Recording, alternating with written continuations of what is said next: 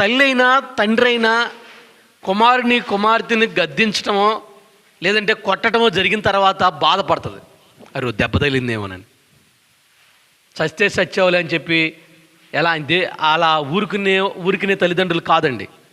మీరు గమనిస్తే తల్లిదండ్రులు కోపం వచ్చి ఒక దెబ్బ వేస్తారు బిడ్డల్ని.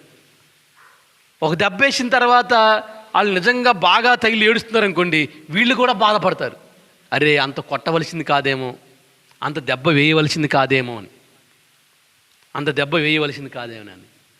ప్రభువు కూడా నీకు శోధన కలిగి చేసిన తర్వాత, నీకు ఇబ్బంది కలిగి చేసిన తర్వాత దేవుడు బాధపడతాడు.